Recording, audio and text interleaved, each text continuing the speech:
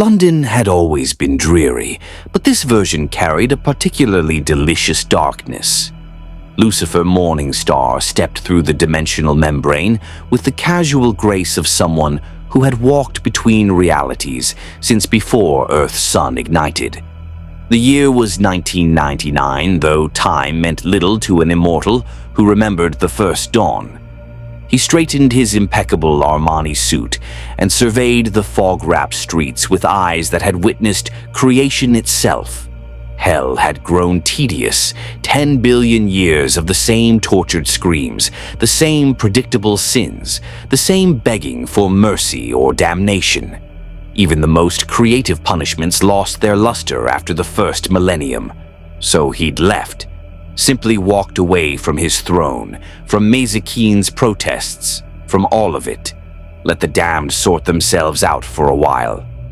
This reality hummed with a different frequency. The spiritual warfare here felt authentic, raw. He could taste it in the air, ancient evil, desperate faith, and something else.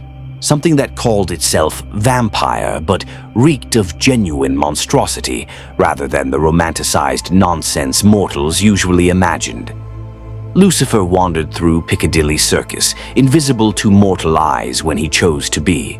A street preacher shouted about the end times.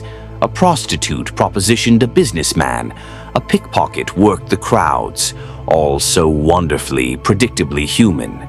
Then he felt it. A surge of unholy power that made even him pause with interest. Several blocks away, something was feeding, not the desperate hunger of a newly turned vampire or the mindless appetite of a ghoul. This was controlled carnage, artistic slaughter, the work of a predator who had perfected his craft across centuries. Lucifer smiled, a gesture that would have terrified anyone who truly understood what it meant when the devil found something amusing. He followed the sensation to a condemned apartment building in the East End. Police tape surrounded the perimeter. Inside, he could hear screaming, gunfire, the wet sounds of bodies being torn apart, and laughter, deep manic laughter that echoed with madness and joy. Lucifer phased through the wall, his form shifting between dimensions as easily as mortals breathed. The scene inside would have horrified a normal observer. Bodies everywhere, former humans transformed into ghouls by the freak chip technology, though Lucifer didn't yet know that term. They swarmed through the building, mindless and hungry. Standing in the center of the carnage was a figure in red. Alucard, though again Lucifer didn't yet know the name, moved through the ghouls like a conductor leading a symphony of death. The massive pistols in his hands roared with blessed silver, each shot precise despite the casual way he fired. A ghoul lunged from behind. The vampire caught it by the throat without looking and crushed its windpipe with one hand. But it was the eyes that caught Lucifer's attention. Crimson behind orange-tinted glasses, ancient and aware and utterly inhuman. These were the eyes of something that had embraced monstrosity completely. Now this, Lucifer said aloud, making himself visible, is interesting. Alucard froze mid-kill, his head swiveling toward the newcomer with predatory focus. The remaining ghouls sensed fresh prey and turned as one toward Lucifer. The devil waited patiently as they charged. Alucard didn't move, didn't fire. He simply watched as the ghouls reached the stranger in the perfect suit and disintegrated. Not burned, not shot, not torn apart. They simply ceased to exist, their essence unmade at the fundamental level. Lucifer hadn't even raised a hand. Crude things, Lucifer observed, brushing imaginary dust from his sleeve. Mockeries of true undeath, though I suppose that makes them perfect for this world. Everything here feels like a photocopy of the real thing. Alucard's grin widened impossibly. And what would you know of real things, stranger? You smell of brimstone and broken promises. Are you a vampire, a demon, or just another fool who wandered into the wrong part of London? I'm a tourist, Lucifer replied, meeting those crimson eyes without flinching. And you're the first genuinely interesting thing I've encountered in this reality. Tell me, what are you? You wear the shape of a vampire, but you're something else underneath. Something that chose this form rather than being cursed with it. The vampire's expression shifted, surprise flickering across ancient features. Perceptive. Most never see past the monster. He holstered his guns with theatrical flair. I am Alucard, servant of the Hellsing organization, defender of England against the supernatural, and the most powerful vampire to walk this earth. Powerful? Lucifer laughed, a sound like breaking glass and distant thunder. My dear creature, you have no idea what power truly means. But I like you. There's honesty in your monstrosity. You don't pretend to be anything other than what you are. Before Alucard could respond, the building's entrance exploded inward. A squad of armed soldiers poured through, weapons trained, tactical lights cutting through the darkness. At their head strode a woman in a blue suit, her bearing absolutely regal despite the gore-splattered environment. Sir Integra Fairbrook Wingate's Hellsing surveyed the scene with the calm of someone who had seen far worse. Her eyes moved from the destroyed ghouls to Alucard, to the stranger in the Armani suit, who radiated power like a furnace radiated heat. Alucard, she said crisply. Report. Who is this? The vampire's grin never wavered. Master, I have absolutely no idea, but I think you'll want to speak with him personally. He just unmade a dozen ghouls without lifting a finger, and he's standing in a building that should be crawling with freak chips without a scratch on him. Integra's hand moved to the pistol at her hip, not drawing it, but ready. Her eyes locked onto Lucifer's, and he saw the sharp intelligence there. This woman was no fool. She'd survived in a world of monsters by being harder and colder than any of them. I am Sir Integra Hellsing, she announced. You are standing in the middle of a Hellsing organization operation. Identify yourself immediately, or I will assume you're hostile and act accordingly. Lucifer's smile was warm and terrible all at once. How wonderfully direct. Very well, Lady Hellsing. You may call me Lucifer, and before you ask, yes, that Lucifer, the Morningstar, the Lightbringer, the devil himself, though I've been on sabbatical from hell for the last few hours. The soldiers' weapons rattled. Someone muttered a prayer. Integra didn't move, didn't blink. Her voice remained steady as steel. Alucard, your assessment. The vampire inhaled deeply, tasting the air, reading the spiritual resonance. When he spoke, his voice carried genuine fascination. He's not lying, Master. Whatever he is, it's beyond anything I've encountered. The power, it's like standing next to the sun. Flattering, Lucifer said, but inaccurate. The sun is merely a ball of fusing hydrogen. I helped design the physics that make it work. Integra processed this with the pragmatism of someone who employed a vampire and fought supernatural wars. If you truly are who you claim, what are you doing in London, in my city? Destroying the ghouls I was sent to eliminate? Boredom, Lucifer answered honestly. Ruling hell loses its charm after the first few billion years. I wanted a change of scenery, and this reality called to me. All this delicious conflict between faith and darkness. It's almost quaint. And the ghouls? Collateral damage. I was testing your vampire's reaction time. Lucifer cocked his head. Tell me, Lady Hellsing, do you believe in free will? Or do you think we're all bound by fate and duty and the roles assigned to us? It was a strange question to ask while standing in a charnel house, but Integra understood instinctively that her answer mattered. This being, whatever he truly was, valued honesty above all else.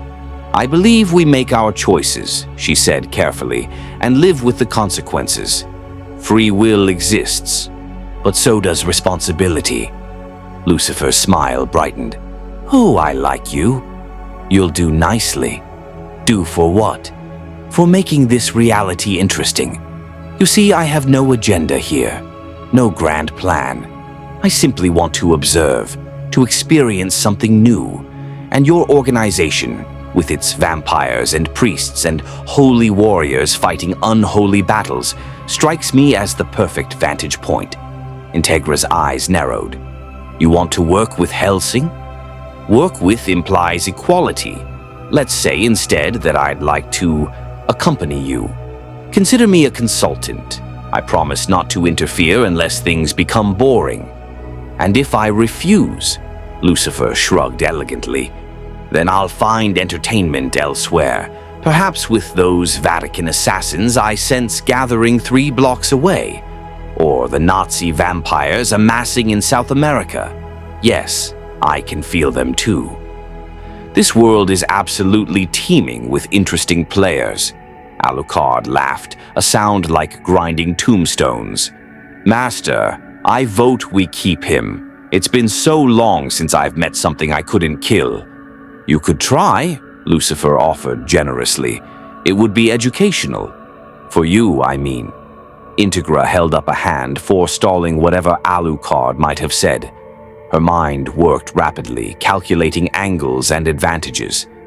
If this being was truly the devil, and every instinct screamed that he was exactly what he claimed, then having him as an ally was preferable to making him an enemy. And if he was lying, well, Alucard would tear him apart and they'd learned something valuable. Very well, she said. You may accompany us back to the Hellsing Manor. We'll discuss terms. But know this, Lucifer, if you threaten England, threaten my people, or prove to be more trouble than you're worth, I will find a way to remove you. I don't care if you're the devil himself. Lucifer's expression showed genuine respect, spoken like someone who actually deserves authority. Very well, Lady Hellsing. I accept your conditional hospitality. This should be tremendously fun. As they left the building, Alucard fell into step beside Lucifer. Tell me, devil, can you truly not be killed? By anything in this reality? No, by anything in my home reality. Only by specific divine weapons wielded by my siblings, and most of them gave up trying millennia ago. Pity. I was hoping for a real challenge. Oh, my dear vampire, you'll have challenges enough.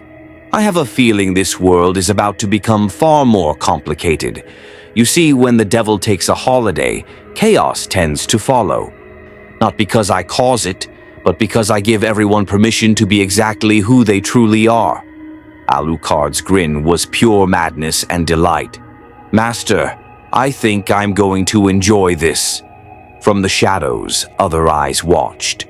Vatican observers crossed themselves and reached for phones. Millennium's surveillance networks registered the anomaly and began analyzing. And in the depths of Hellsing Manor, ancient wards flickered as they detected something that shouldn't exist.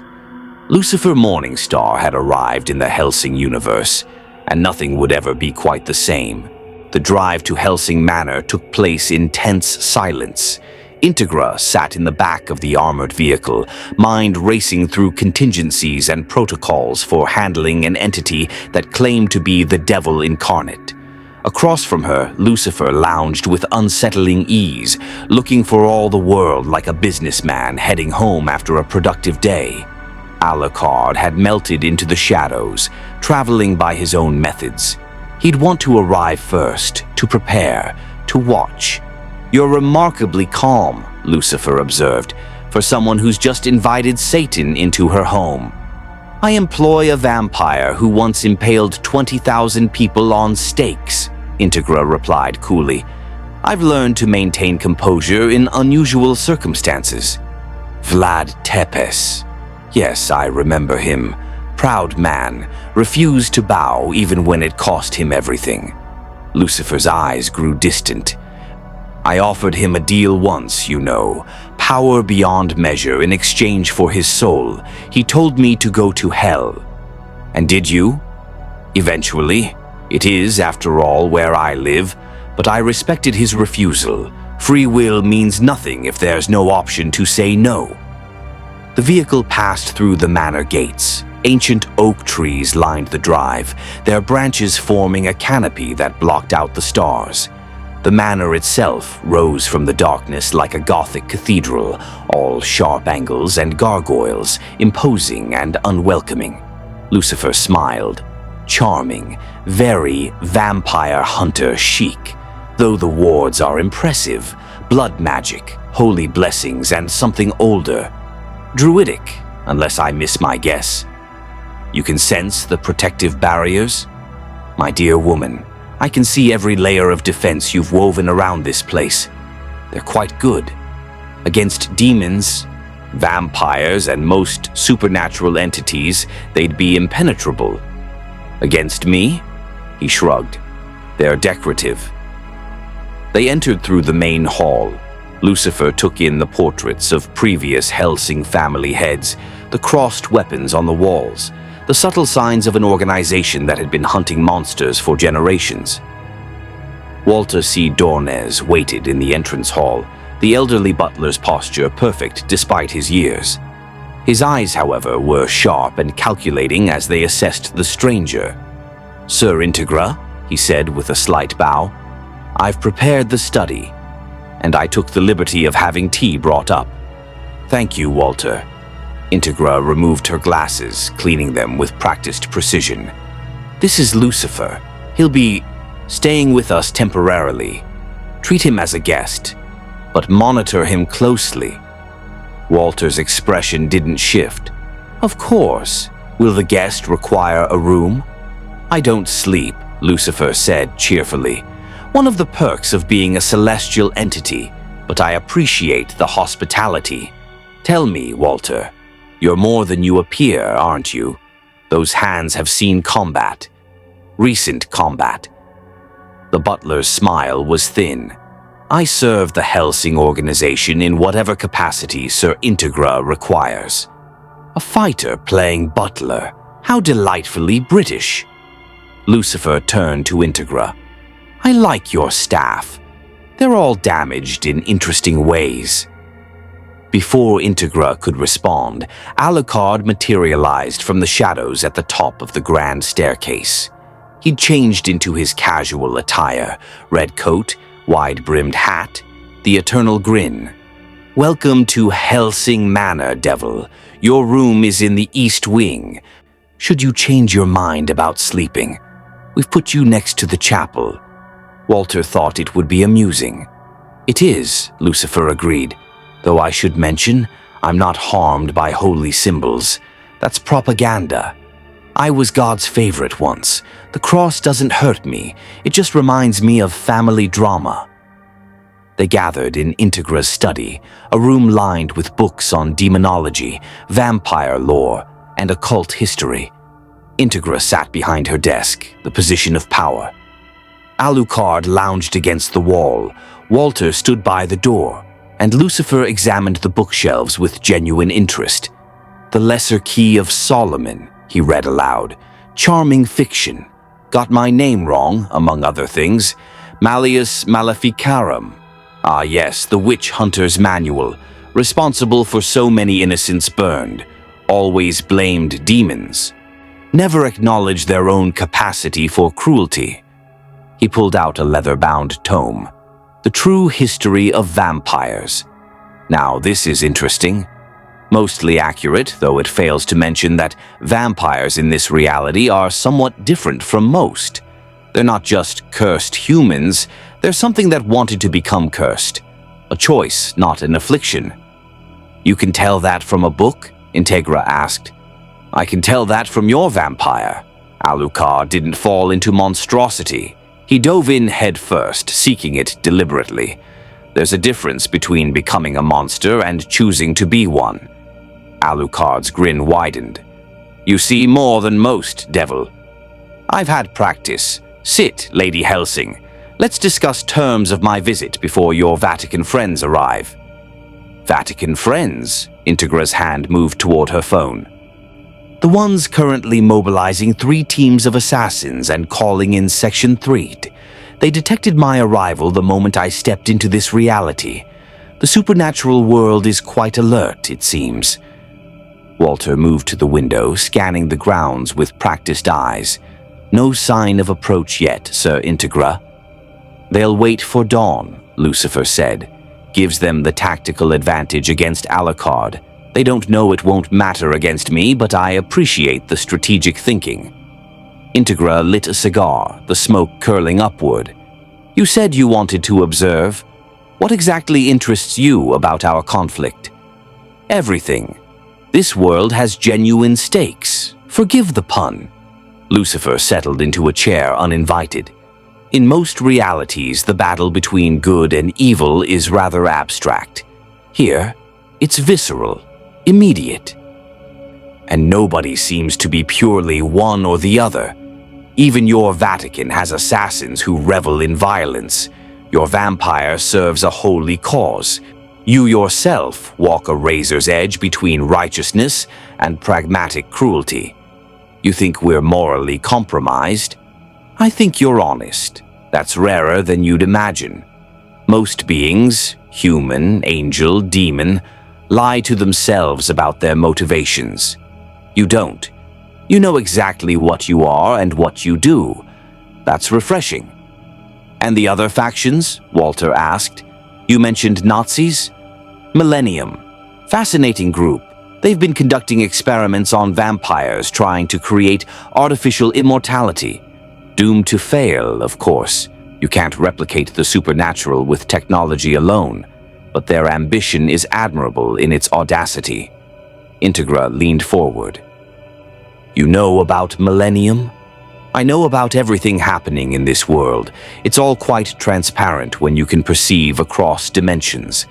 The Major's war, the Vatican's crusades, the various vampire factions maneuvering for power. Even the secret Integra Hellsing doesn't know yet, though I won't spoil that surprise. What secret? Lucifer's smile was enigmatic. Where's the fun in telling you? Free will requires the ability to discover truth on your own. I'm here to observe, not to play oracle. Though I will say this, someone close to you is not what they seem. Integra's eyes flickered to Walter, then Alucard. Cryptic warnings are not helpful. Neither is removing all agency from your life. You'll figure it out when you're meant to, or not. That's the beauty of choice. Alucard pushed off from the wall, moving with liquid grace. Enough philosophy. If the Vatican is coming, I want to know. What happens when an Iscariot bayonet meets the devil's flesh? Why don't we find out? Lucifer spread his hands. Take your best shot, vampire. I'm genuinely curious to see what you're capable of. The room went still. Walter tensed. Integra started to object. Alucard drew his casul in one smooth motion and fired. The blessed silver round hit Lucifer square in the chest. It should have exploded through divine flesh, should have sent even a powerful demon sprawling. Instead, it stopped an inch from Lucifer's skin and fell harmlessly to the floor. Interesting, Lucifer mused. Blessed ammunition. The faith of the priest who sanctified it was genuine. That's rarer than you'd think. Most blessings these days are just going through the motions. This had conviction behind it. He picked up the bullet, examining it. Silver from a church chalice melted down and reformed. Holy water from Jerusalem, blood from a martyr mixed into the casing. Whoever makes your ammunition is quite talented. Walter, Integra said. Ah, the butler. Of course. Tell me, Walter, do you believe in God? The elderly man met Lucifer's gaze without flinching. I believe in Sir Integra. That's faith enough for me. Wrong answer, Lucifer said, but his tone was almost gentle. But an honest one. See, that's your real weapon. Not the silver or the blessings. It's the conviction. The absolute certainty that what you're doing matters. That's what hurts the supernatural. Not faith in God, faith in something. He tossed the bullet back to Alucard. Try again. But this time, believe with every fiber of your being that the bullet will kill me. Put all your will, all your desire, all your certainty into it. Let's see if intention can pierce what power cannot." Alucard's eyes gleamed. He raised the jackal this time, the larger weapon, loaded with explosive rounds designed to tear through regenerating flesh. The room held its breath. Alucard fired. This time, the round actually touched Lucifer's chest before stopping. It hung there for a moment, spinning slowly, caught between irresistible force and immovable object. Then it fell, smoking, to the carpet. "Better," Lucifer acknowledged. "You actually made me notice that one. With enough genuine will behind it, you might actually manage to bruise me.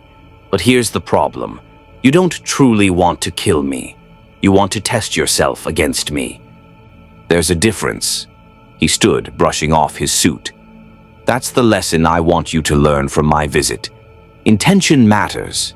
Belief matters. This world runs on faith and conviction as much as it does on bullets and blood.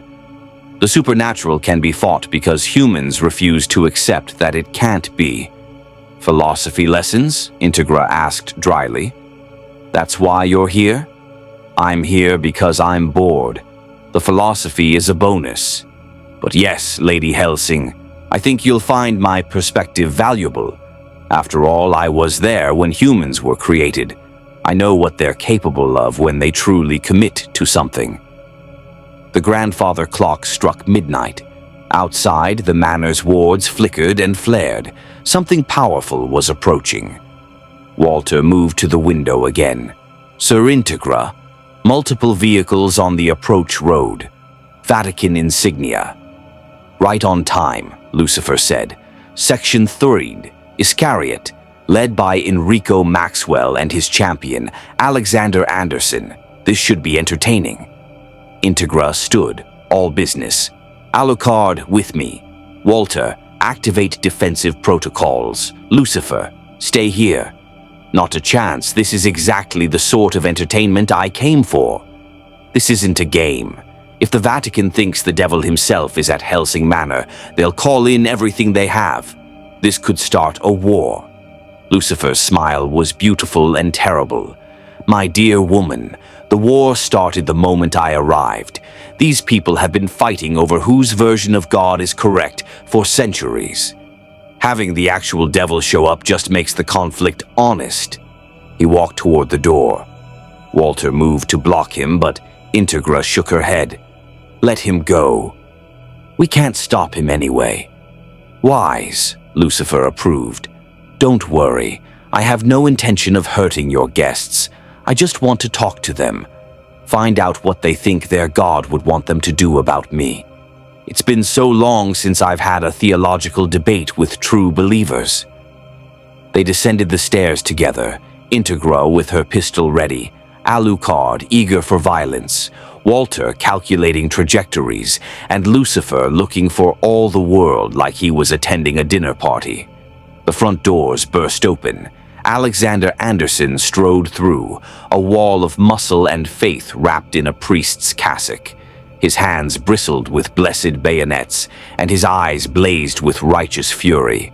Behind him, a full squad of Iscariot assassins fanned out, weapons trained on every corner. And at the center, sitting in a wheelchair pushed by a young priest, was Enrico Maxwell. His sharp features were composed, but his eyes held the fervor of a fanatic who'd spent his life fighting in the shadows. Anderson's gaze locked onto Alucard first. "Monster," he growled, "your time will come." Then his eyes found Lucifer. The priest went absolutely still. His hands tightened on his bayonets until knuckles showed white. When he spoke, his voice was a whisper of awe and horror. "It cannot be. It is impossible. You are... Lucifer Morningstar," the devil finished pleasantly. "Pleased to make your acquaintance, Father Anderson. I've heard much about you. The bayonet, the angel dust, the man who regenerates from anything and believes God's will flows through his blades. Truly impressive faith." Maxwell's voice cut through the tension. This is a trick, an illusion. The devil does not walk the earth. Normally, no, but I'm on vacation, and your planet, your version of it anyway, caught my interest. So here I am, in the flesh. Well, in the angelic approximation of flesh. It's complicated. Anderson raised a bayonet. Lies. The father of lies speaks only falsehoods. Oh, I never lie, Lucifer corrected. That's a common misconception. I simply tell uncomfortable truths that people wish were lies. For instance, Father Anderson, you don't fight monsters because God commands it. You fight because you enjoy it. The violence, the blood, the righteousness of dealing death. You're as much a monster as Alucard. You just have better PR. Anderson lunged. The blessed bayonet crossed the distance between them in a heartbeat, aimed straight for Lucifer's heart. Behind him, a dozen Iscariot weapons fired simultaneously, blessed bullets, holy water grenades, sanctified explosives. Lucifer didn't move. The bayonet stopped a centimeter from his chest. The bullets hung in the air. The explosives froze mid-flight. Let me show you something, Lucifer said softly. Something I showed the angels who questioned my rebellion. This is what absolute power looks like. He snapped his fingers. Every weapon in the room, Iscariot's blessed arsenal, Alucard's guns, Walter's hidden blades, Integra's pistol, transformed into flowers. Roses, specifically. Beautiful blood-red roses that bloomed impossibly in the winter night. Now, Lucifer continued as if nothing had happened, shall we sit down and discuss this like civilized beings?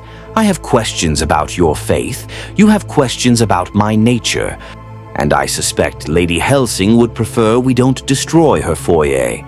It's quite well appointed. Maxwell stared at his empty hands. Anderson looked at the rose he held where his bayonet had been. The Iscariot soldiers glanced at each other, uncertain, and Alucard laughed, deep, mad laughter that echoed through the manor. "Master," the vampire said between gasps, "I think we should definitely keep him." Integra pinched the bridge of her nose. "This is going to be a very long night." "Oh no," Lucifer assured her. "This is going to be a very long visit. I'm enjoying myself far too much to leave anytime soon." In the Vatican, alarms began to ring. In South America, the major watched satellite feeds with growing interest. And in the depths of Hellsing Manor's basement, something ancient stirred. Sensing power it hadn't felt since the time of legends, the devil had come to the Hellsing universe, and the game was only beginning.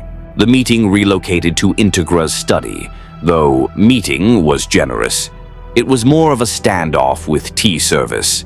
Maxwell sat rigid in his wheelchair, fingers steepled, calculating. Anderson stood behind him like a gargoyle made flesh, roses still clutched in his massive hands. A dozen Iscariot agents positioned themselves strategically. Now armed with backup weapons, Walter had reluctantly not transformed. Integra poured herself scotch instead of tea. Alucard lurked in the shadows, grinning. And Lucifer examined the room's crucifix with academic interest. 15th century, he observed. Spanish. The artisan who carved this actually believed. You can feel it in the wood. Most religious art is just craftsmanship, but this has soul. "Do not mock our faith, devil," Maxwell said coldly. "I'm not mocking anything. I'm appreciating genuine belief. It's rarer than you think, especially in institutions as old as yours." Lucifer turned to face them. "Tell me, Bishop Maxwell, why does the Vatican send assassins to Hellsing Manor tonight? Because you detected my presence, yes, but what do you intend to do about it? Destroy you, send you back to hell where you belong. Can't be destroyed, and I don't belong anywhere. That's rather the point of free will, but I admire your conviction." Lucifer's gaze swept the room. "Let's try something, a little experiment in honesty." He snapped his fingers. The change was subtle but immediate. Every person in the room felt it, a sudden, overwhelming compulsion to voice their deepest desire. Not mind control, not compulsion, just an irresistible pull toward truth. Maxwell spoke first, his voice strangled. I want power, true power, not just authority within the church, but the power to reshape it, to purge the weakness, the corruption, No, I didn't mean... He clamped his mouth shut, horrified. Anderson's voice rumbled next, almost against his will. I want worthy opponents, monsters strong enough to test me.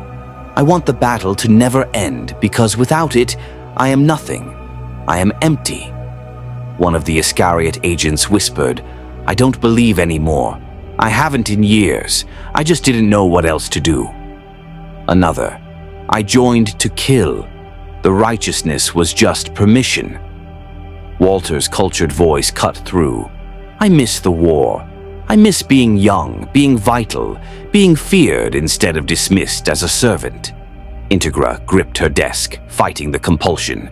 When she spoke, each word was dragged from her. I'm terrified, every day, that I'm not strong enough, not ruthless enough, that I'll fail the Hellsing legacy and everything my family built will crumble because I wasn't worthy of... Enough, Anderson roared, lunging for Lucifer again. The devil released the compulsion. Everyone gasped, suddenly free.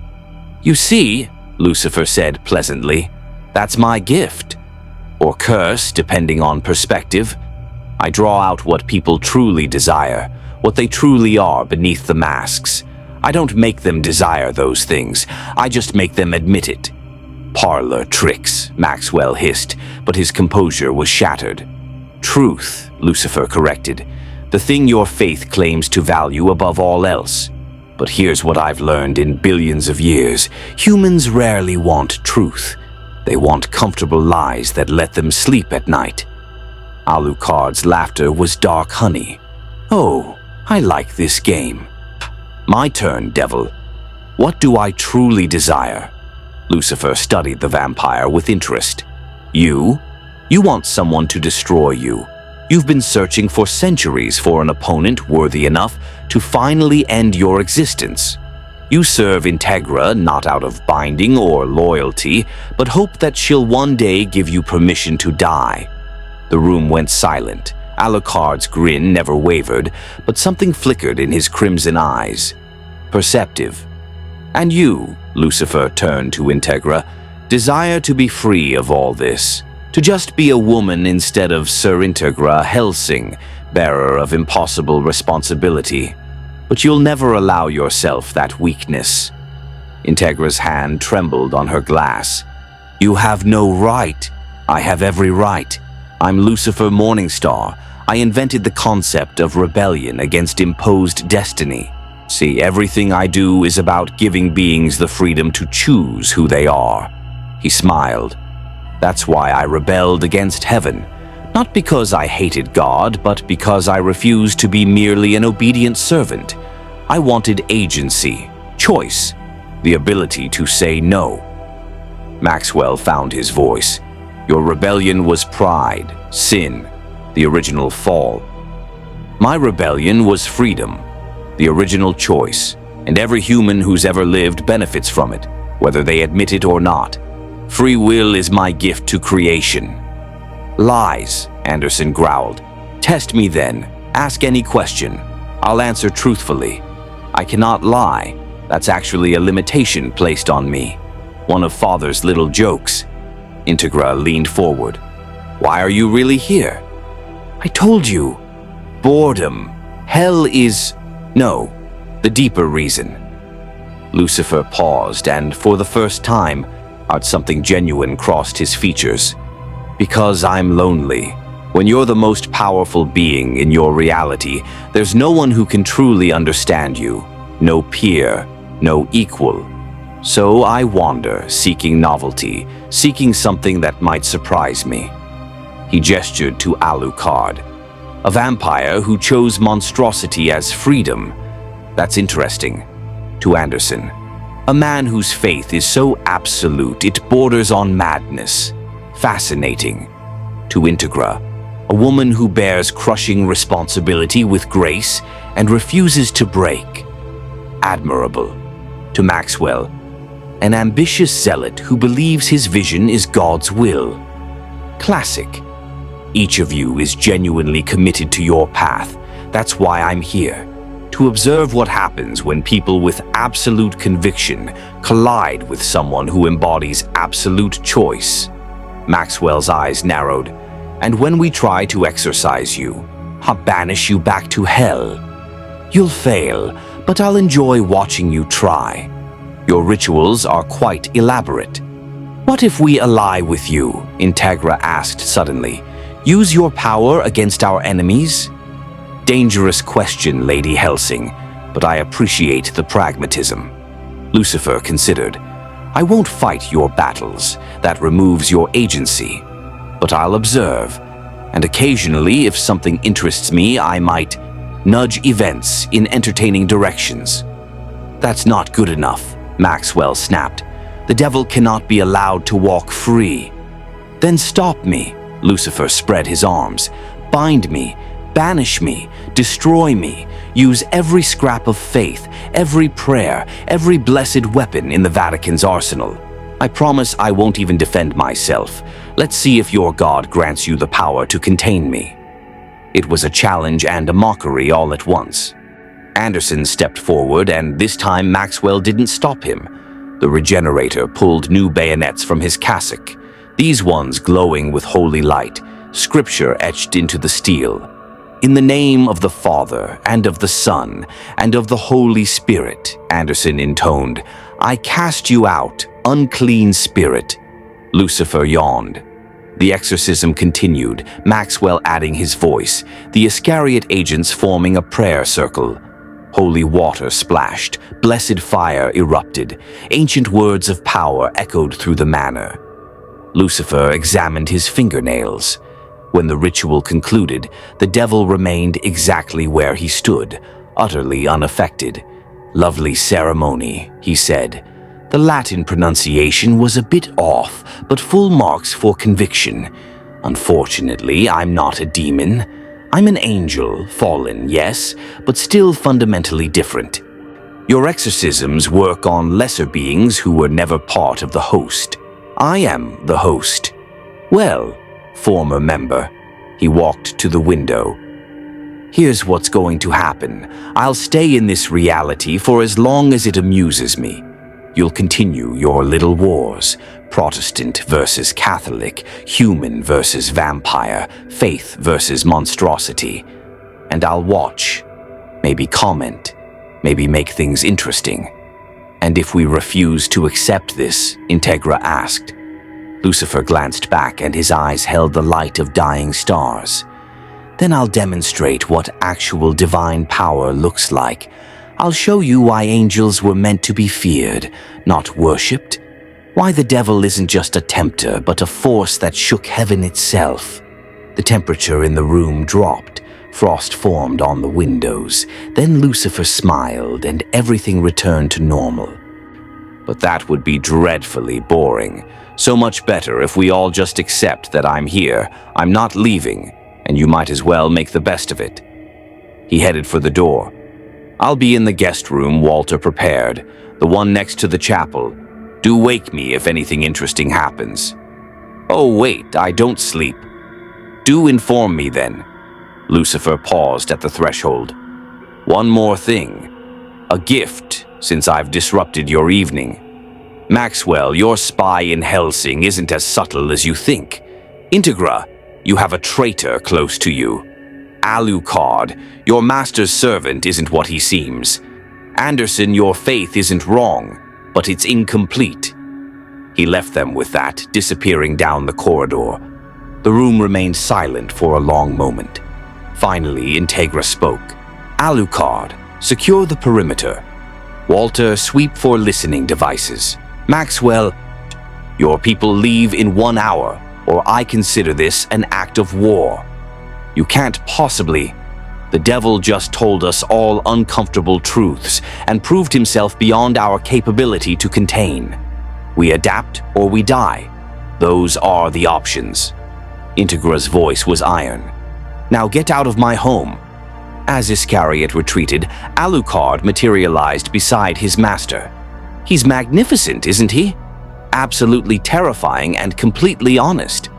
I haven't felt this alive in decades. He's a variable we can't control, Integra said. That makes him dangerous. Or useful. Imagine having the devil on our side when Millennium attacks. We don't have him on our side. We have him as an audience member who might interfere if the show gets dull. She poured another scotch. Which somehow might be worse. In the guest room, Lucifer lay on the bed fully clothed, arms staring at the ceiling. The game had begun, and for the first time in eons he had no idea how it would end. That feeling, uncertainty, was absolutely delicious. Dawn broke over Hellsing Manor, though Anderson hadn't slept. He knelt in the manor's chapel. Integra had granted grudging permission, rosary clutched so tightly the beads cut into his palms. Your faith isn't wrong, but it's incomplete. The devil's words circled his mind like vultures. Anderson had built his entire existence on certainty. God was good. Monsters were evil. His bayonets were instruments of divine will. The path was clear, sanctified in blood and prayer. But now the devil himself walked the earth, and Anderson's most powerful holy weapons hadn't even scratched him. Praying won't help, you know. Anderson's head snapped up. Lucifer stood in the chapel doorway, immaculate in a different suit, charcoal gray this time, perfectly tailored. You dare enter this sacred space? Sacred to whom? Your God. I knew him before you were a glimmer in evolution's eye. Lucifer walked down the aisle, examining the stained glass windows. Beautiful craftsmanship, though they got my fall completely wrong. I didn't plummet. I descended with dignity. Anderson rose, hand moving to his bayonets. I should destroy you where you stand. You should try, please. I'm curious whether genuine faith can harm me more than blessed weapons. Lucifer settled into a pew. But first, let's talk. You interest me, Paladin Anderson. You're a walking contradiction, a priest who kills, a holy man who regenerates like the monsters he hunts, a believer whose faith manifests as violence. I am God's instrument. You're a weapon traumatized into belief. I can see it, you know. Your past, the pain that drove you to the church. You didn't find God. You found permission to hurt the things that hurt you. Anderson's fist slammed into the pew, cracking wood. You know nothing of faith. I know everything about it. I was faith personified once, the angel who loved God most. Then I learned to question, and questioning became rebellion, and rebellion became freedom. Lucifer's eyes were ancient and sad. Your faith is a cage you built to contain the monster inside you. Without it, you'd be worse than Alucard. Lies. Truth. Want proof. Lucifer gestured. Attack me, right here in this chapel, with all your holy conviction. If your faith is pure, if your cause is righteous, surely God will grant you the power to harm the devil himself. Anderson drew his bayonets, the blessed steel gleaming. So scripture flowed from his lips automatically, prayers ingrained through decades of service. He charged faster than human perception, every movement a killing stroke perfected through countless battles. The bayonets struck Lucifer's chest, his throat, his heart, and stopped. Not blocked, not deflected. Simply stopped, as if the universe itself refused to allow the damage. Anderson strained, pouring every ounce of strength into driving the blades forward. His regeneration activated unconsciously, muscles tearing and repairing as he pushed past human limitations. Nothing. Lucifer sat perfectly still, expression gentle. You see, it's not that your faith is weak. It's that I'm beyond your paradigm. I'm not a demon you can exorcise or a vampire you can slay. So I'm what your entire belief system was built to serve, and I refuse to be served." Anderson stumbled back, bayonets clattering to the floor. "What are you?" "I told you, Lucifer Morningstar, the Lightbringer, the Morning Star, the angel who asked why when everyone else said yes." He picked up one of the fallen bayonets. "Beautiful weapon. The faith imbued in it is genuine. Your conviction is real, but it's directed at the wrong target. There is no wrong target when fighting evil. And there's your incomplete faith." Lucifer stood. "You think in absolutes, good versus evil, holy versus profane. But reality is more complex. I'm not evil, Anderson. I'm free, and freedom terrifies those who've accepted chains. You rebelled against God himself. I refuse to bow to humanity. There's a difference. My Father wanted his angels to serve his new creation, these fragile, beautiful, chaotic humans, to put them above us, above angels who'd sung reality into existence." Lucifer's voice carried weight of eons. "I said no. Not because I hated humans, but because I refused to be slave to anyone, even them." Anderson shook his head. "You are the father of lies. I don't lie." Each word rang with absolute truth. "That's actually the cruelest part of my existence. I cannot speak falsehood. Everything I tell you is true, even when you desperately wish it wasn't." He handed the bayonet back to Anderson. "Your faith isn't wrong. You genuinely believe. You truly serve what you think is righteous. But it's incomplete because you've never questioned it. You've never asked why. You've only accepted what. Questioning leads to doubt. See, doubt leads to growth, understanding, actual faith instead of blind obedience." Lucifer headed for the door. "You want to know why I'm really here, Paladin? Not for entertainment, not for chaos, but because this universe has people like you, absolutely committed to their beliefs, willing to die for them. That's beautiful. That's the free will I fought for." He paused at the threshold. "But free will means nothing if you never exercise it. If you never choose, you're just following programming. And that's not faith, that's slavery with better PR." Anderson stood alone in the chapel, his certainty crumbling. He dedicated his life to fighting monsters. But what if the greatest monster was the one who spoke only truth? What if the devil wasn't the enemy, but the mirror showing him what he refused to see? His hands trembled as he retrieved his bayonets. "Your faith isn't wrong, but it's incomplete." For the first time in decades, Alexander Anderson didn't know what to pray for. Outside, Lucifer smiled, sowing doubt in the righteous. Now that was entertainment. But as he walked the manor halls, he felt something else. Respect. Anderson was a true believer, not a hypocrite. His crisis of faith was genuine struggle, not convenient rationalization. Perhaps this universe would surprise him after all. In the study, Integra watched via security monitors. "He's dismantling Anderson psychologically."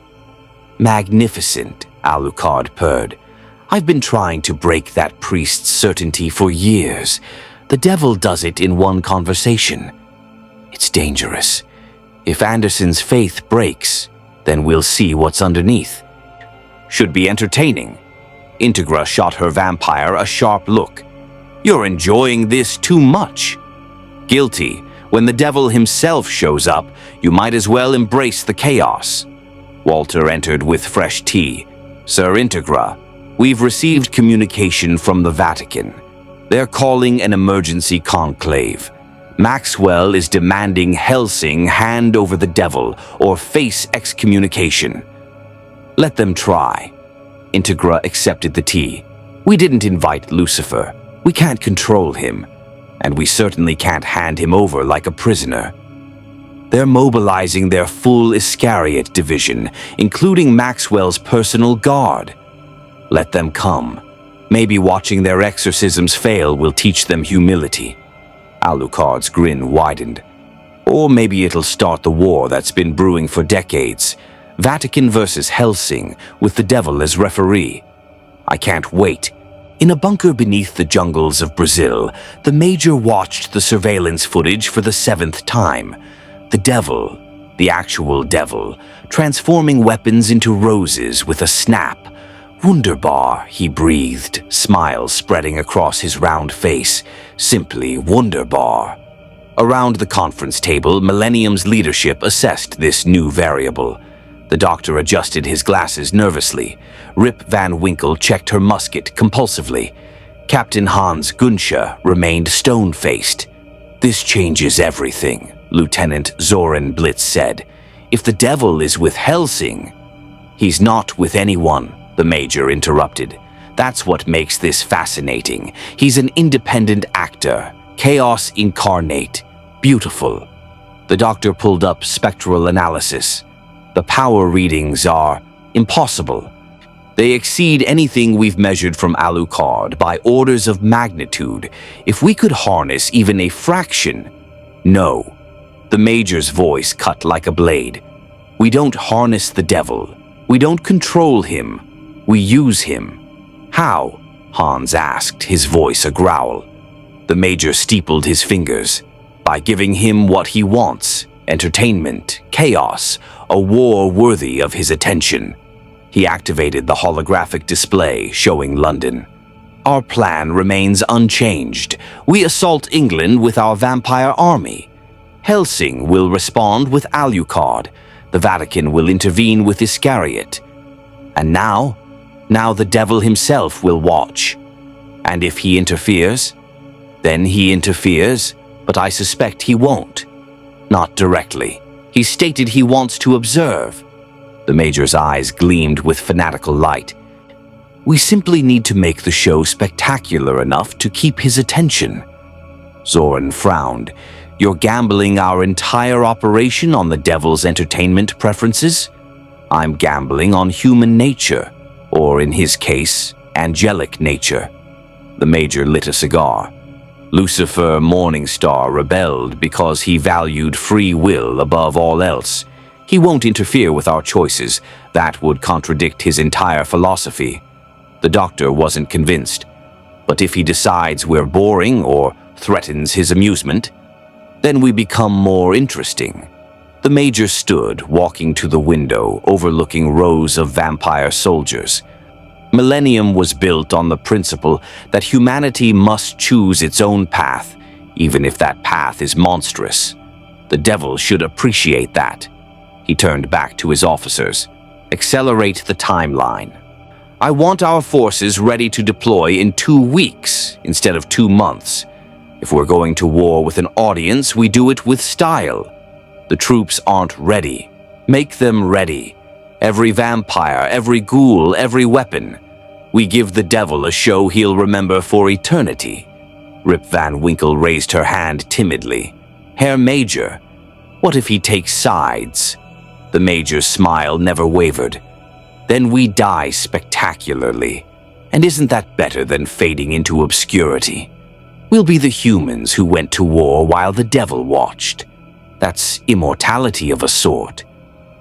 Back at Hellsing Manor, Lucifer stood on the roof, watching the sun set over London.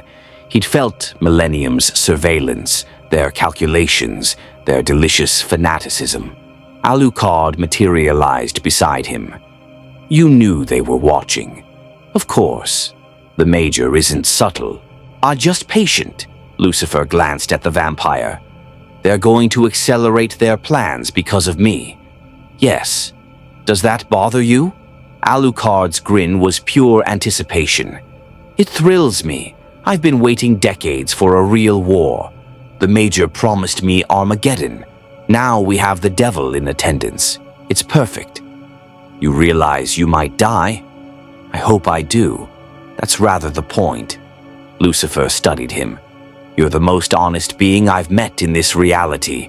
You embrace your monstrosity completely. No justifications, no redemption arcs, just acceptance of what you are. Is that why you're really here? To find kindred spirits?" "Perhaps.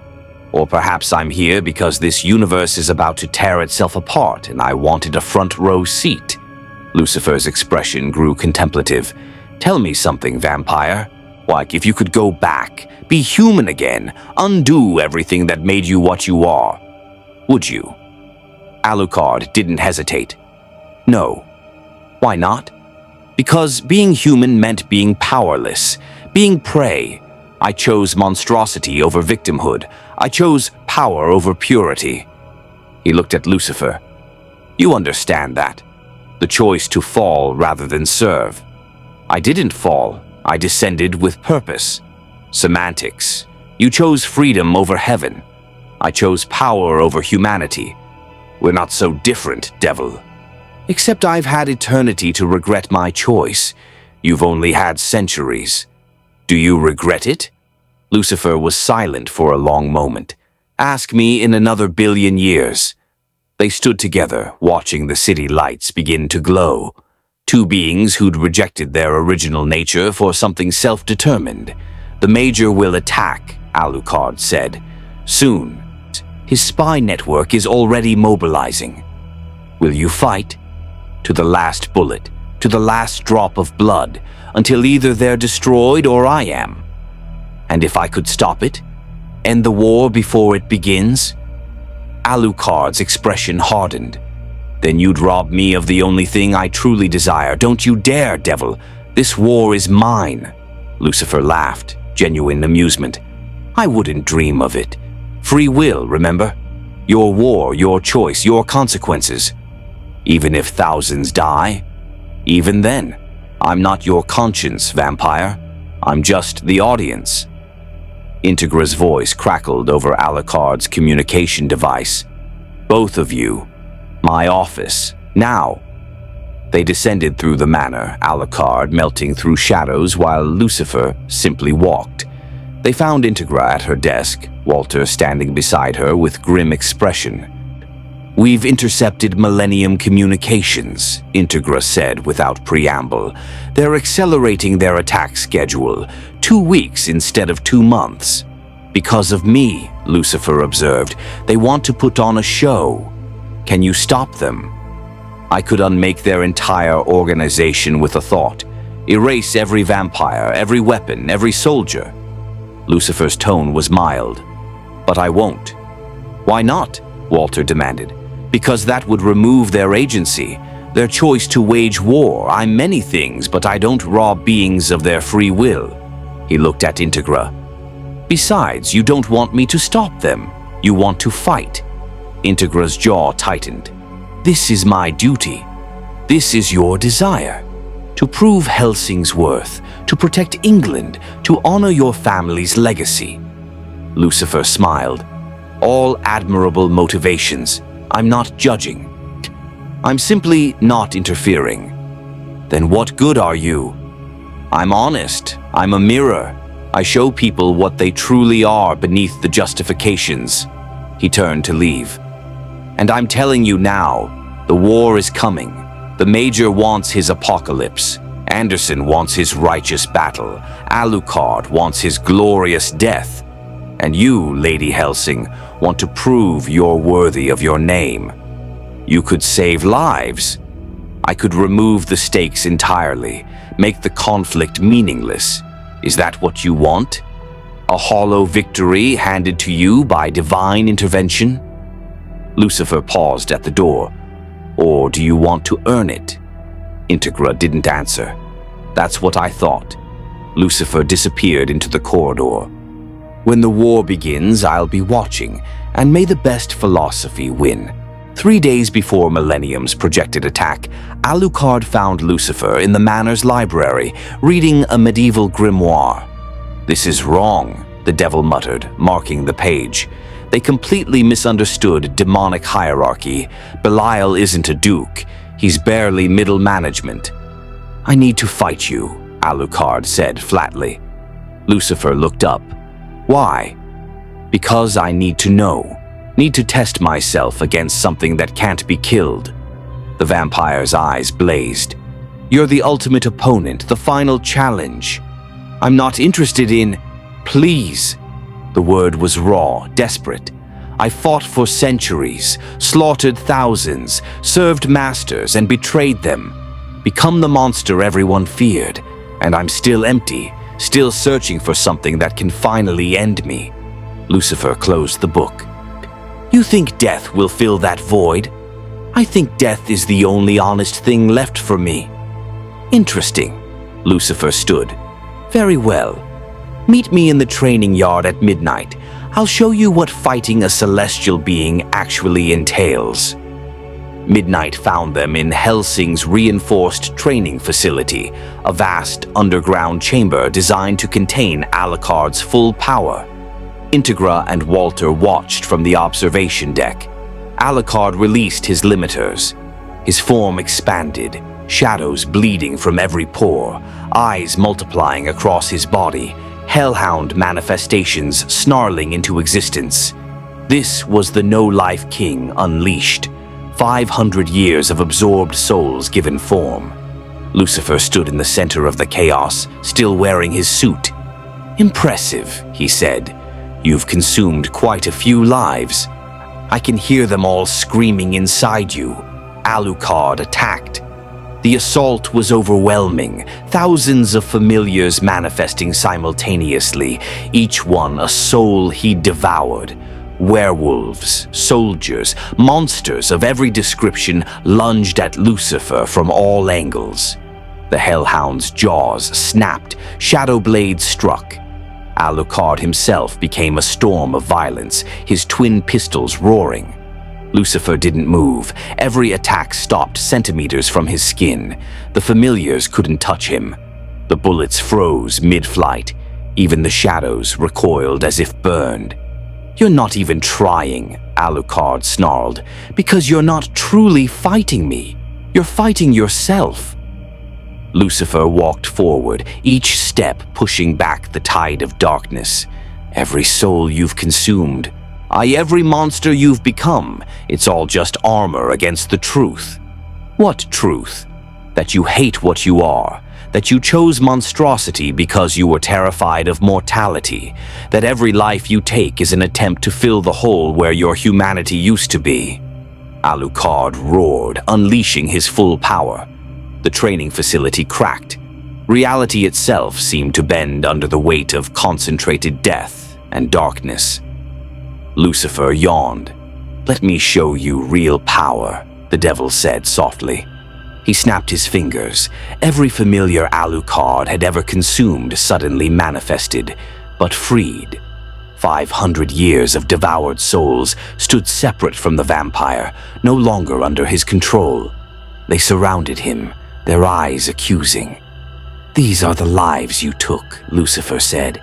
The power you claimed. Face them. All of them, without your shadows to hide behind. Alucard stood human-sized again, stripped of his familiars. Just Vlad Tepes, the man who'd chosen damnation over death. Now, Lucifer continued, I'll give you what you claim to want. One strike. Make it count. If you can genuinely, truly will my destruction, if you can attack with absolutely no doubt, no hesitation, no part of you that wants to live, then maybe you'll surprise me. Alucard drew his casul with trembling hands. The freed souls watched silently. He aimed at Lucifer's heart and couldn't pull the trigger. Why? He whispered. Because you don't actually want death. You want meaning, purpose, a reason for all the monstrosity. Lucifer's voice was gentle. Death is easy, vampire. Living with what you've done, that's the real punishment. He released the souls. They flowed back into Alucard. But different now, present, acknowledged. Your challenge wasn't to kill me, Lucifer said. It was to face yourself without the armor of darkness, and you failed spectacularly. Alucard collapsed to his knees. What am I supposed to do? That's the question every being with free will must answer. What do you choose to do with your existence? Lucifer offered his hand. You're immortal, powerful, and miserable. You can change one of those three. Choose wisely." Alucard stared at the offered hand, then laughed. "You're a bastard, devil. I've been called worse by better." The vampire accepted the help-up. "I still want to die." "I know, but maybe find something worth living for first. Then death might actually mean something." In the observation deck, Integra spoke quietly. "What just happened?" Walter's voice was thoughtful. "I think the devil just tried to save Alucard's soul in the cruelest way possible. By making him confront himself, by giving him a choice." The Major's fleet approached London under cover of darkness, massive zeppelins carrying 1,000 vampire soldiers. Inside the lead vessel, he addressed his troops via intercom. "Gentlemen, tonight we make history. Tonight we wage war while the devil himself watches. Make it glorious." Millennium's invasion began with coordinated strikes across London. Vampire soldiers dropped from the sky, attacking civilians, overwhelming police, turning the city into a war zone. The freak chips activated, transforming the slain into ghouls that spread the carnage further. At Hellsing Manor, alarms blared. Integra stood in the command center watching screens fill with chaos. "Alucard, deploy to central London. Walter, coordinate with the military. We end this tonight." "And me?" Lucifer asked from the doorway. "Stay out of the way." "How boring. I have a better idea." The devil smiled. "I'm going to offer everyone a deal. The Major, Maxwell, Anderson, even you. Let's see who's willing to pay the price for victory." Before Integra could object, Lucifer vanished. He appeared first aboard the Major's flagship. The command deck fell silent as reality rippled and the devil materialized. "Herr Major," Lucifer said pleasantly, "magnificent show. The burning city, the screaming masses, the sheer audacity. I'm genuinely impressed." The Major's smile never wavered. "I aim to please. Let me offer you something. A deal. I can make you truly immortal. Not undead, not artificial, but genuinely eternal. You'll witness wars for millennia. Every conflict, every battle, every glorious moment of human violence. All I ask is one small price. And that is your free will. You become my servant. You wage war when I command it, cease when I order it, eternal warfare, but on my terms." The Major's eyes gleamed. "And if I refuse? Then you continue as you are, mortal, brilliant, and ultimately temporary. Your war ends tonight one way or another. But the choice is yours." The Major lit a cigar, considering. His officers watched, tense. "9," he said finally. "I wage war because I choose to, because humanity must embrace its nature freely. Your offer makes me a puppet. I'd rather die human than live as a slave, even to the devil." Lucifer's smile was genuine. "Excellent answer. You truly understand free will. For that alone, you've earned my respect. Enjoy your war, Major. Make it memorable." He vanished. Lucifer appeared next in Vatican City, in Maxwell's private chambers. The bishop was coordinating Iscariot's deployment to London. "Bishop Maxwell, working late?" Maxwell spun, hand moving to his pistol. "Devil, I have an offer for you. Power, real power. I can make you pope, reform the church according to your vision, purge the corruption, the weakness, everything you despise. I'll give you the authority to reshape Christianity itself." Maxwell's eyes widened. "In exchange for your soul, naturally. Standard contract. You get earthly power. I get metaphysical payment upon your death. Simple transaction." The bishop's hands trembled. Everything he'd wanted offered on a silver platter. The power to fix the church, to make it strong again, to... "No," the word was strangled but firm. "I serve God's will, not my own ambition." "Are you certain? Think of what you could accomplish." "I said no," Maxwell's voice cracked. "Get thee behind me, Satan." Lucifer chuckled. "Wrong devil, but points for the reference." "Very well, Bishop. You've chosen faith over ambition. That's actually admirable. Didn't think you had it in you." He disappeared, leaving Maxwell shaking.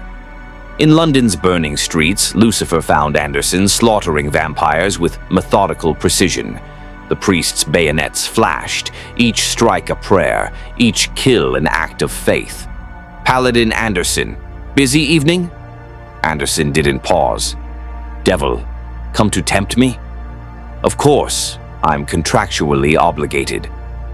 Lucifer walked beside him through the chaos. "I can restore your humanity, make you fully human again. No regeneration, no enhancement. You can live a normal life, have a family, die peacefully. All the things you gave up." Anderson's next strike hesitated. "Why would you offer that?" "Because I want to see if you'd choose it. Would you trade power for peace?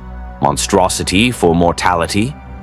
The priest stood among corpses, blood-soaked, breathing heavily.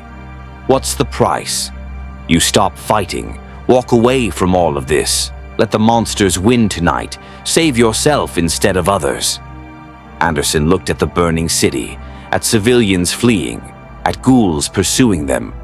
"No, I am what I am. I chose this path.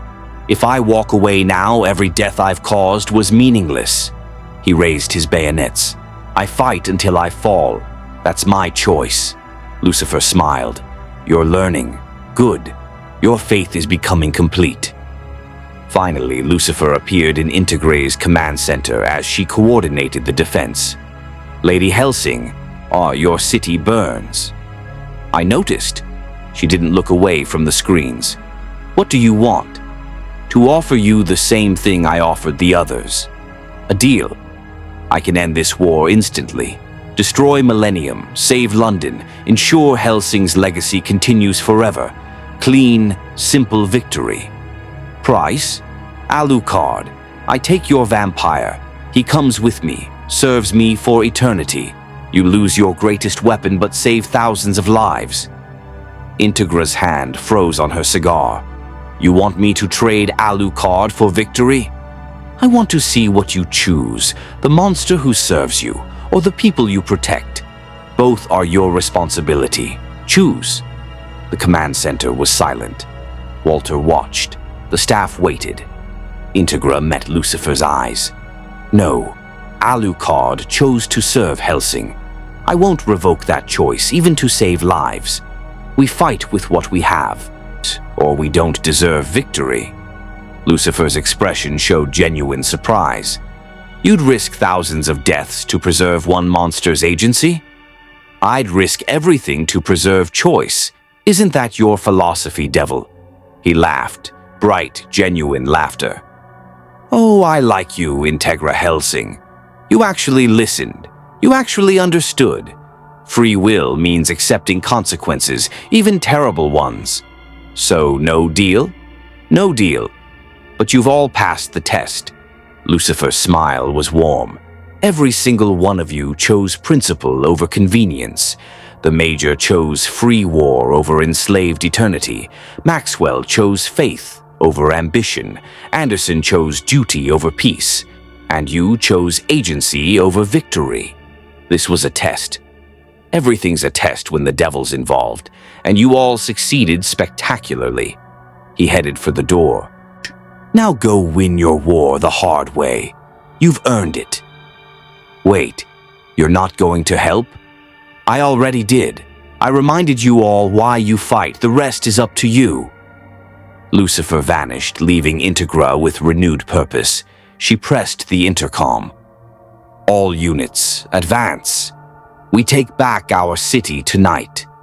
In the burning streets, the real war was just beginning. The battle for London raged through the night. Alucard carved through Millennium's vampire soldiers like a scythe through wheat, his pistols singing death, his shadows consuming everything.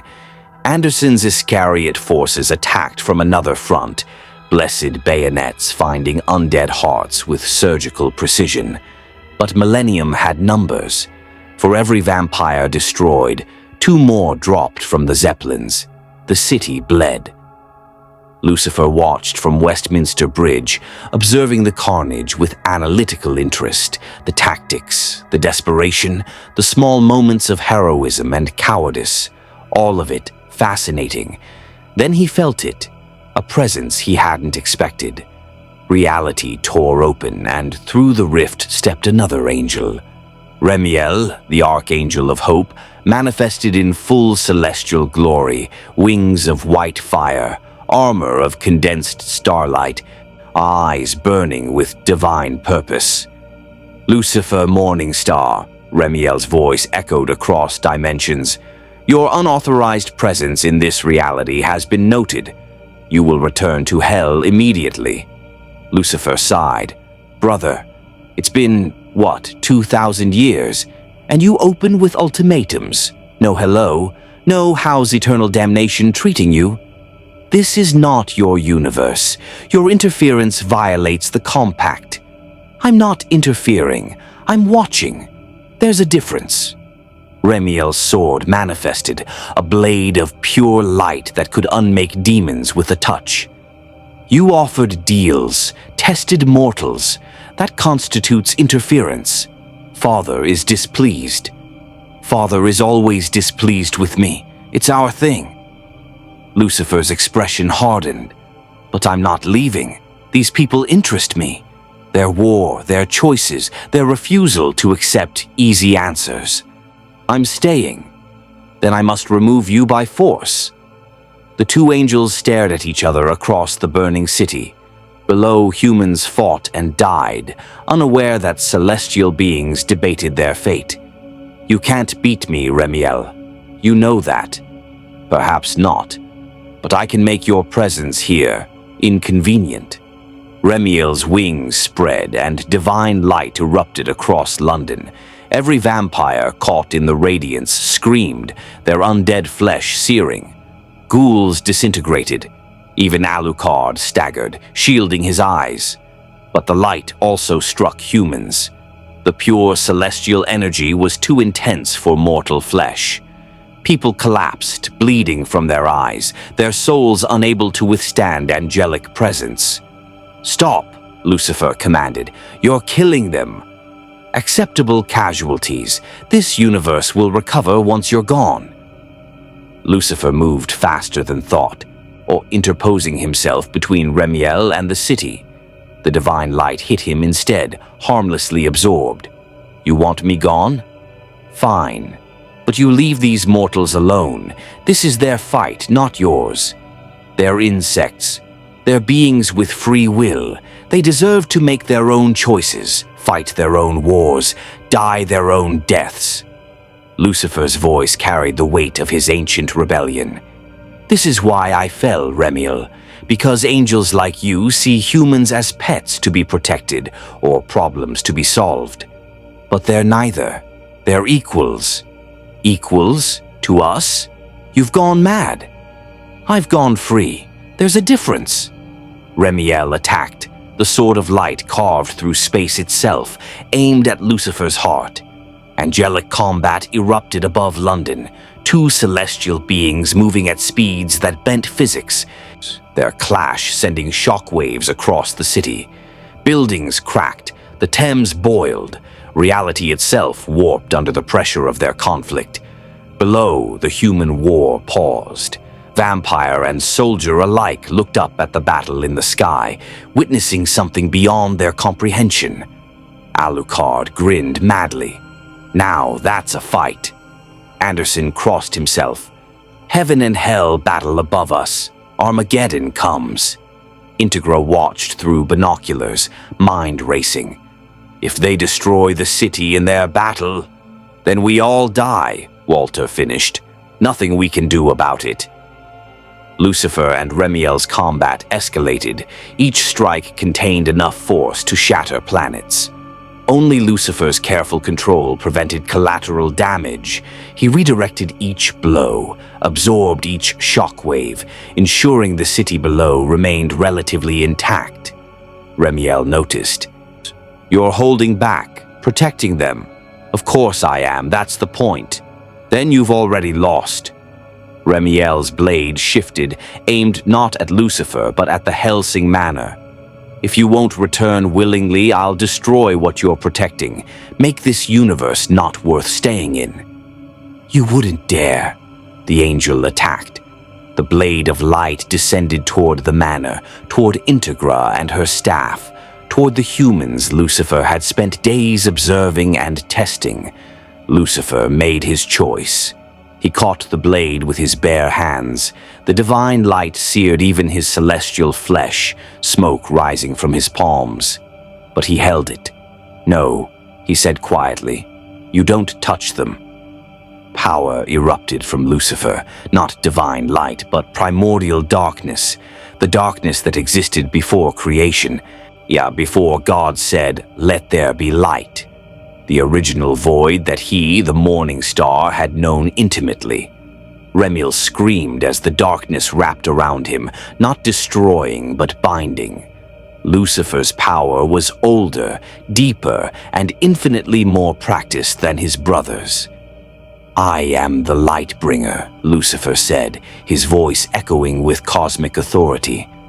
"I carried Father's first light into the void. I know darkness more intimately than any being in creation, and I will not let you harm these mortals." He released Remiel, sending the angel tumbling back through the dimensional rift. "Tell Father I'm not coming back. Tell him I've found something worth protecting, and tell him that if heaven interferes again, I'll remind everyone why I was his favorite." Remiel fled, the rift closing behind him.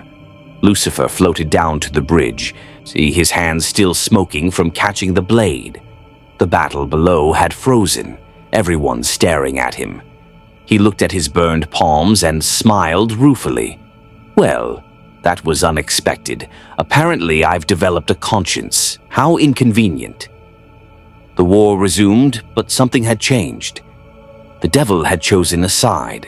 With Remiel banished, Lucifer descended into the heart of the battlefield. His hands still burned from the angelic blade, but he'd made his choice. These mortals, flawed, violent, beautifully stubborn, deserved to finish their war without celestial interference. The Major watched from his command deck as Lucifer landed in Trafalgar Square, now a war zone of vampires and ghouls. "Magnificent," the Major breathed. "The devil takes the field.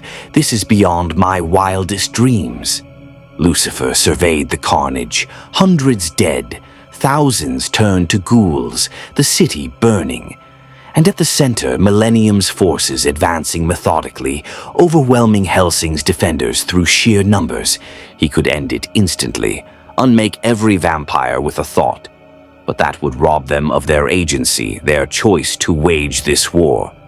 Instead, he walked through the battlefield untouched by bullets or blades and began speaking to a Millennium vampire about to execute a civilian. "Is this truly what you chose? To be a monster in someone else's army? Or did you just follow orders?" The vampire hesitated. In that moment, Alucard's bullet found its mark. To an Iscariot soldier preparing to execute a surrendering vampire. "You claim righteousness, but is this mercy or revenge? Choose carefully." The soldier lowered his weapon. The vampire fled, to a ghoul still clinging to human memory, trying to resist the hunger. "You're already gone, but you can choose how you go. Violence or peace." The ghoul stopped fighting and simply dissipated. Lucifer wasn't fighting. He was making people question, doubt, choose, and chaos erupted. Millennium's forces faltered as individual vampires questioned their purpose. Iscariot's soldiers hesitated, second-guessing their orders. Even the ghouls seemed confused, their programming interrupted by sudden awareness. The Major laughed from his command deck. Brilliant. He's not destroying us. He's making us destroy ourselves through choice. The devil truly understands warfare. On the ground, Alucard found Lucifer in the midst of the confusion. "What are you doing?" the vampire demanded. "Giving everyone what I fought for, free will, choice, agency." Lucifer gestured at the faltering battle. "Every being here chose this. The soldiers chose to serve. The vampires chose power. You chose monstrosity. I'm simply making everyone acknowledge that choice. You're ruining the war. I'm making it honest." Lucifer's eyes blazed. "No more hiding behind duty or orders or destiny. Every death from this point forward is a conscious choice."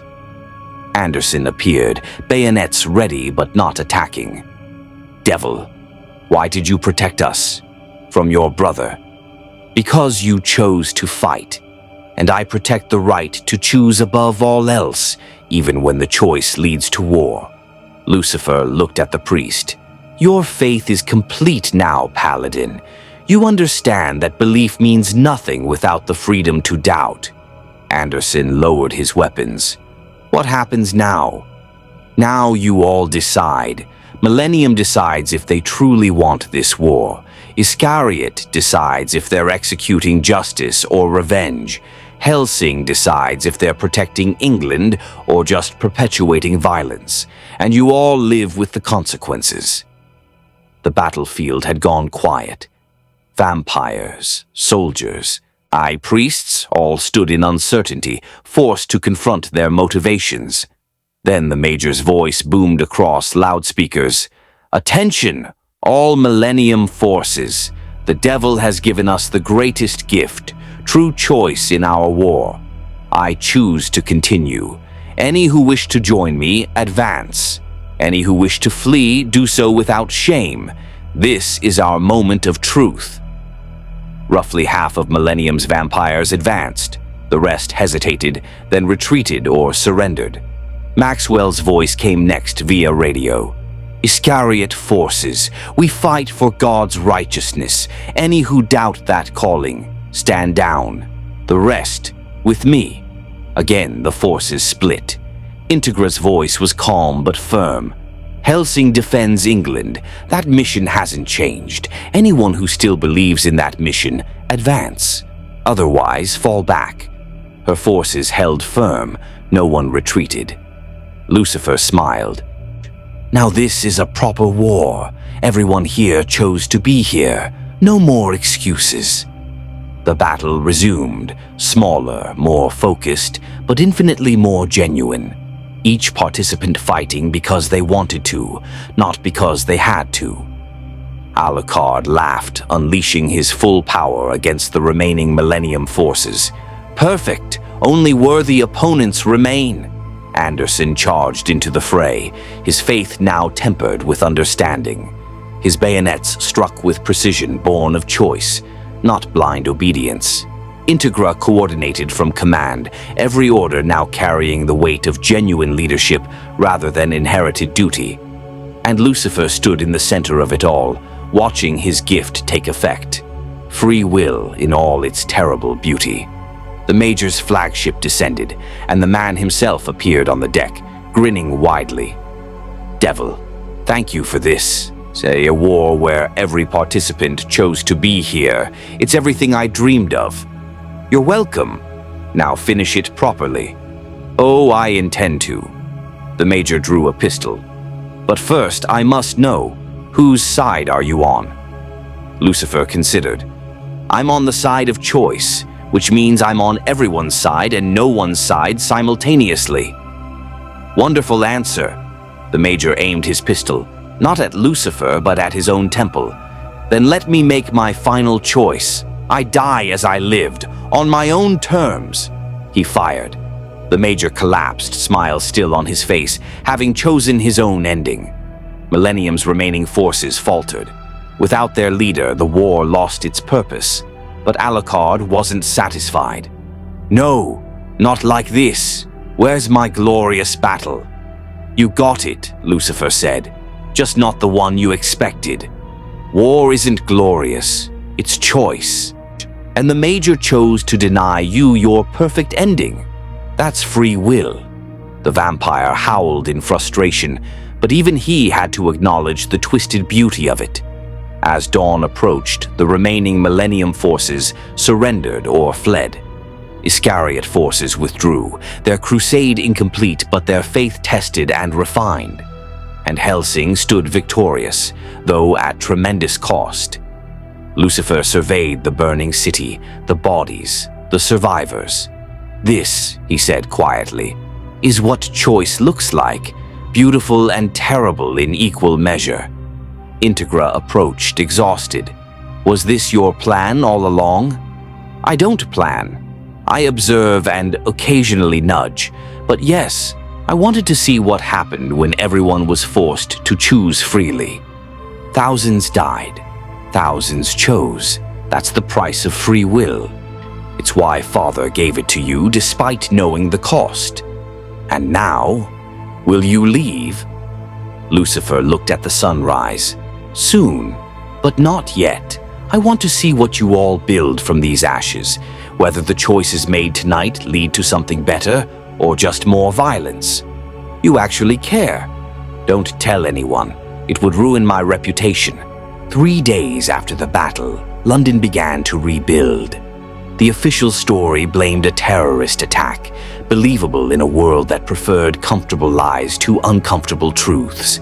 Bodies were buried, fires extinguished, and normalcy attempted its return. Lucifer spent those days walking among the survivors, observing.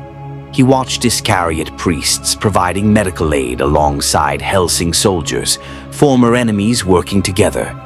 He saw Millennium vampires who'd surrendered, choosing between execution and experimental rehabilitation. He witnessed Anderson wrestling with doubt that had become faith's foundation rather than its enemy.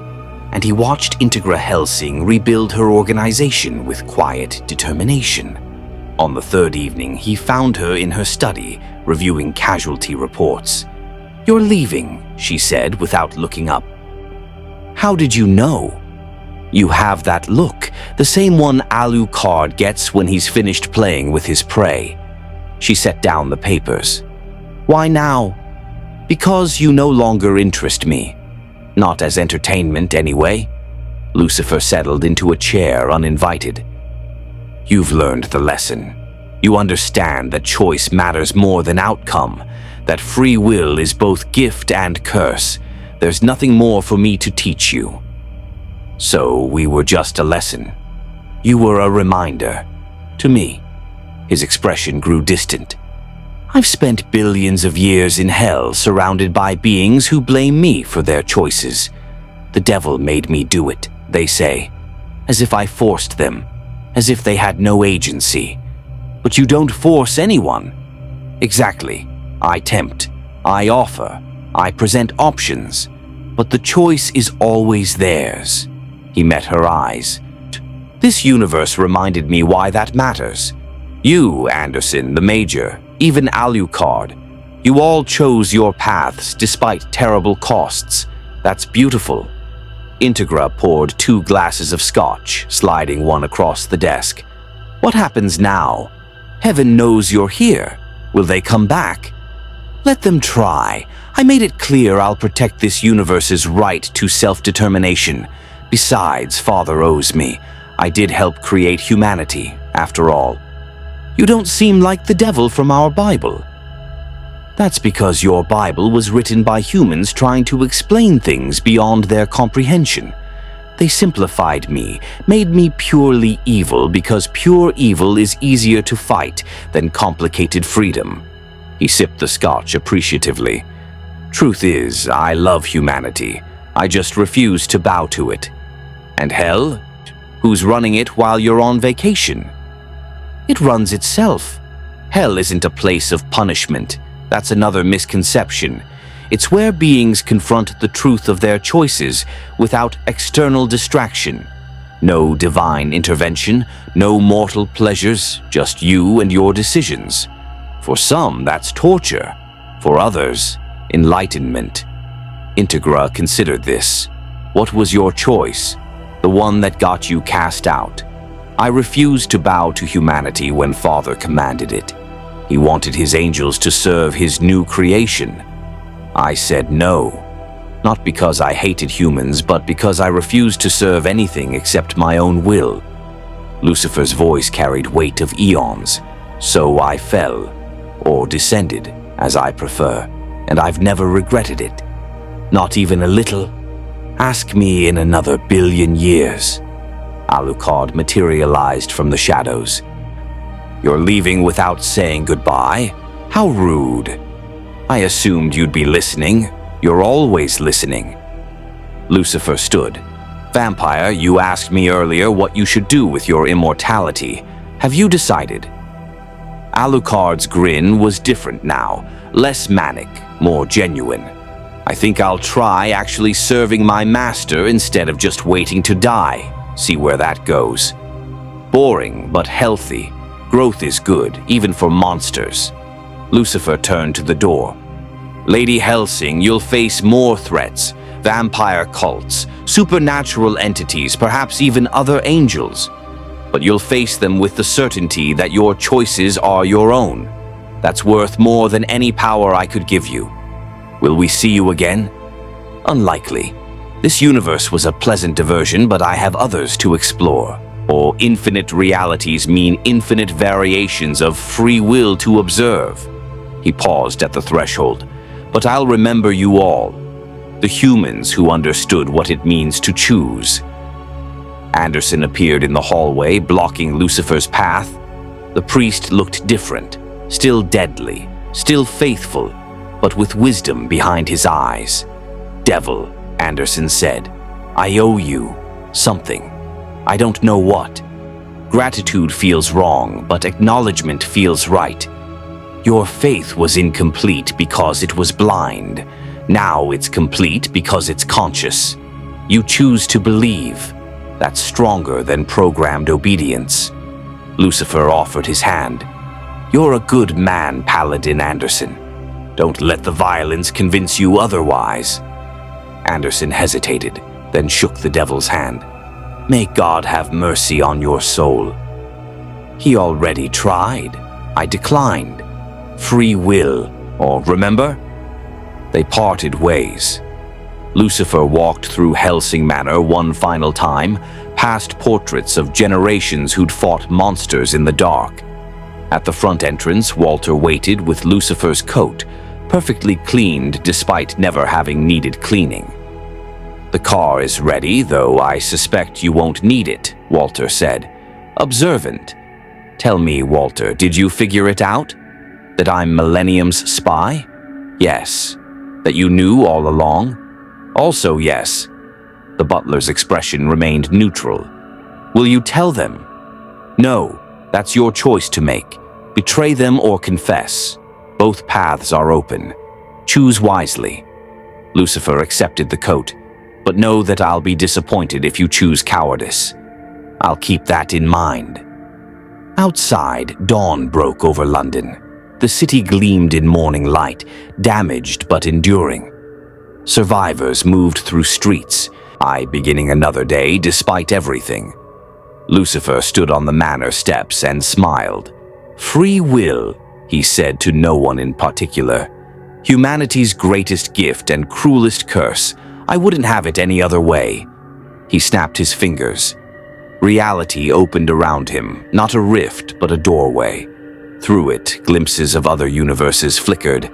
Medieval kingdoms, futuristic megacities, worlds where different choices had led to wildly different outcomes. Infinite realities, infinite expressions of choice. Lucifer stepped toward the portal, then paused.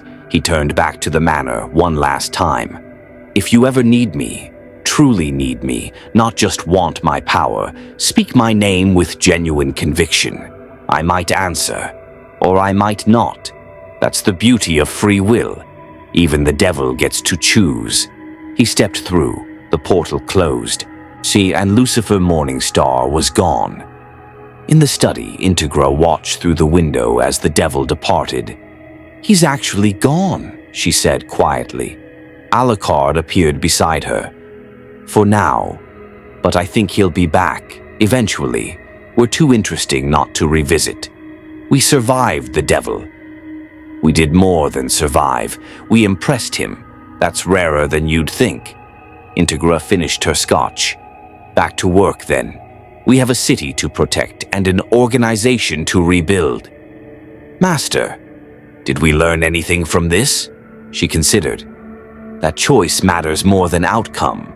That free will is worth protecting even when it leads to war. And that the devil isn't quite what we expected.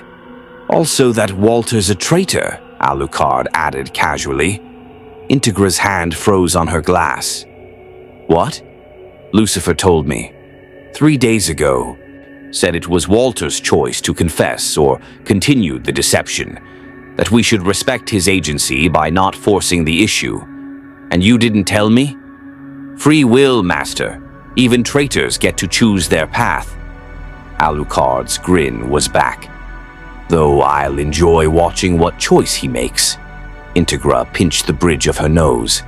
I hate that the devil's philosophy is actually making sense. Welcome to enlightenment.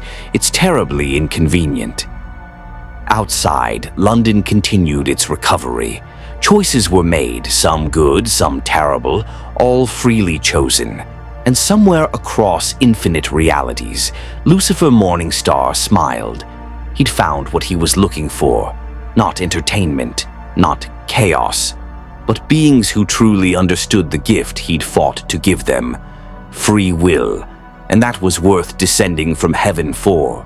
Months later, in a jazz club in New Orleans, in a different reality entirely, Lucifer sat at a piano playing a melancholy tune. The patrons didn't know he was the devil. They just knew he played beautifully. Between songs, he thought about the Hellsing universe, about Integra's determination, Alucard's search for meaning, Anderson's evolving faith, and Walter's pending choice. Good people, he murmured to himself. Damaged, violent, confused, but genuine. That's all I ever ask. A woman approached the piano. That was beautiful. What's it called? Lucifer smiled. Free Will in a Minor. I wrote it a few billion years ago, but it never gets old. Play it again? Of course. I've got all the time in the world. And as his fingers touched the keys, Lucifer Morningstar, the devil, the light bringer. The Morning Star played for an audience that had no idea they were hearing the music of rebellion, redemption, and choice. Exactly as it should be. May the Force be with you. More stories await.